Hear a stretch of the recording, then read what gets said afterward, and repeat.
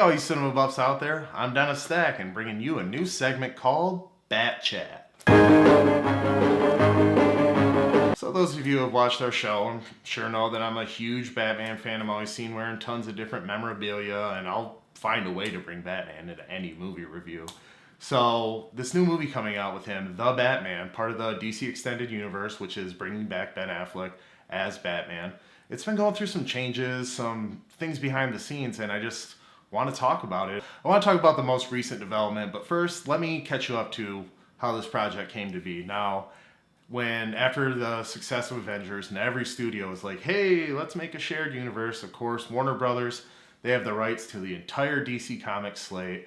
So they said, let's make our own DC Extended Universe. We'll start with Batman v Superman. And the plan was to have, obviously, Batman being that, get introduced, and then he'd be in Justice League movies and do one standalone Batman movie. However, after seeing Ben Affleck's performance in Batman v Superman, Warner Brothers went ahead and not only greenlit 3 standalone Batman movies, but also he said they told Ben Affleck he could write and direct these movies as well. So back in January, Ben Affleck did step down as the director of the Batman, and I feel like it's for very valid reasons and very rational reasons. He said that he didn't think he could direct the movie that needed to be directed or give the performance that needed to be given for Batman. He didn't want to shortchange the direction because he was focused on the performance. He didn't want to shortchange the performance because he was focused on direction.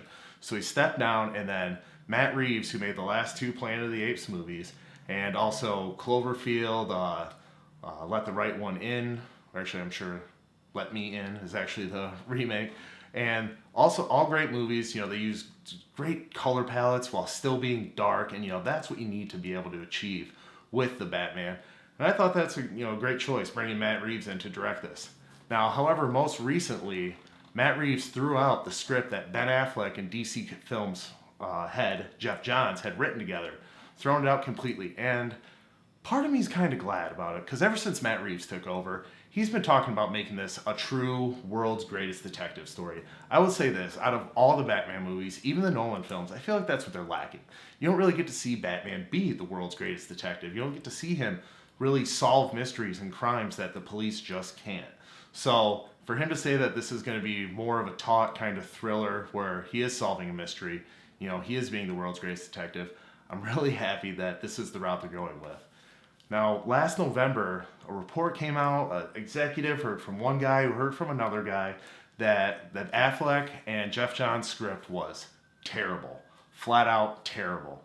And then this kind of gave me caution about the movie going forward, the reaction to the script, not only just for this Batman movie, but for movies in general. The reaction to the script being so terrible is one of the execs at Warner Brothers allegedly said that he wasn't worried about it because the majority of the money that this movie is going to make is going to be in non-English speaking markets, primarily China and Asia, certain parts of Europe. That's where the majority of the money will be made. And when they're translated into other languages, these countries hire their own writers, because not every language translates directly into another. There's different dialects, speech patterns, sentence structure, everything that comes with a different language and dialect.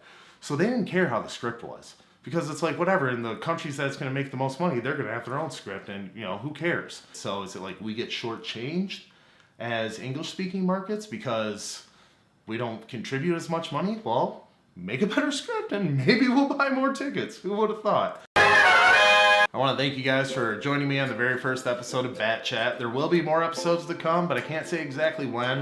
Whenever there's a breaking story, are they going to go with Deathstroke still? Are they going to change the villain with this new script? Whenever something develops, whenever something breaks about this movie, I'll put a video up and talk to you guys about it, let you know how I feel as, probably the world's biggest Batman fan. But until then, why don't you guys leave a comment down below. Be sure to click that logo on the left to subscribe. And don't forget, there's no place like the theater.